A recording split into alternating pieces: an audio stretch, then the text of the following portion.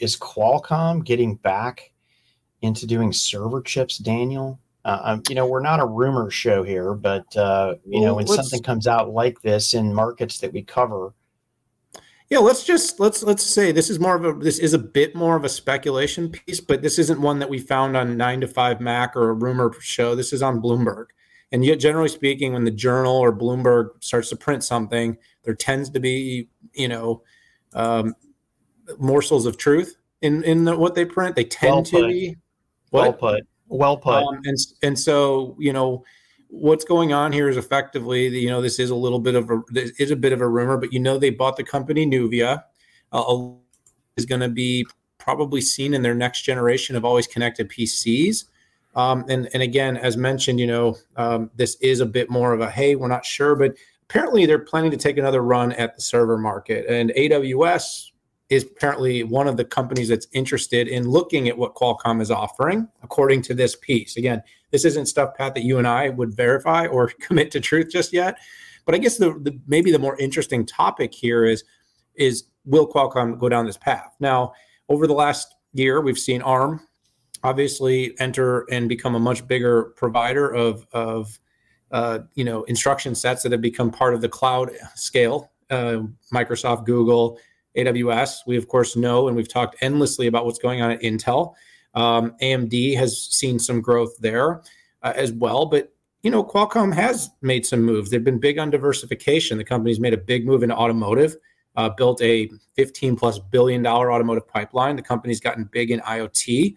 Now 15% of their business, their IoT business, Pat, is almost as big as their licensing business now, which is a absolute juggernaut in the world of technology. But right now, Qualcomm's revenue is about 50% phones. And I think that's something Cristiano Amon wants to move away from aggressively.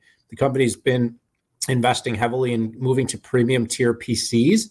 I mentioned ACPC, always connected PC earlier, but the technology that they've inherited gives them the possibility of also deepening its roots in servers. The company has tried some stuff. They had that Cloud A100. They were trying some different things to enter data center more aggressively. Pat, but I guess the question mark here, I'm just reading the rumors and responding to them, is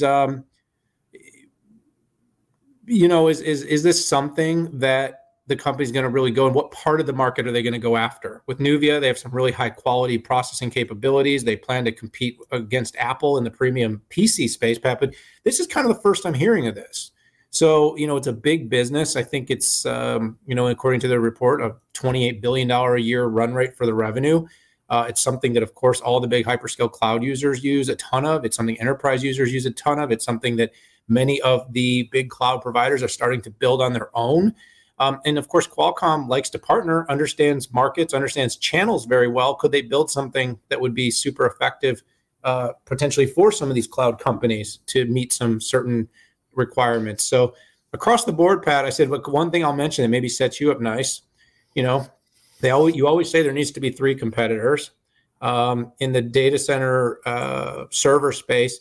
There's more competitors rising with ARM, but right now it has been very much an AMD Intel race for a long time. Of course, does Qualcomm want to play a role there? Same thing in the PC space that we've talked about. But I don't know, Pat, this seems interesting to me.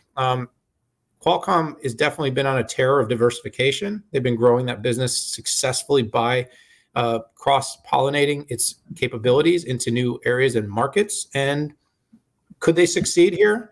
There's nothing really at this point to indicate that they can, but under Amon in his history now and showing that he can diversify the business, I wouldn't bet against it. I think that this would be a very interesting space for them to enter, but that's the direction they're going. So I'll leave it there because I don't have any insider info at this point.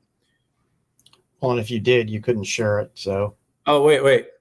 This show is for information and entertainment purposes only.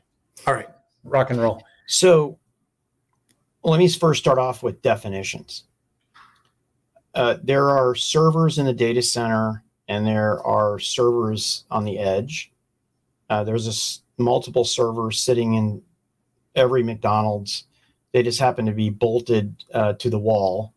And there's another server, a pedestal server sitting on the ground running other types of operations. So and there are also servers that are in those cement bunkers and in carriers. So I'm going to assume, though, well, first off, I do believe that Qualcomm will provide parts to those, and quite frankly, they do today, particularly when it's accompanied by one of their AI 1000 inference accelerators. So, but I think the discussion here, because of the competitors, Bloomberg was talking about data center.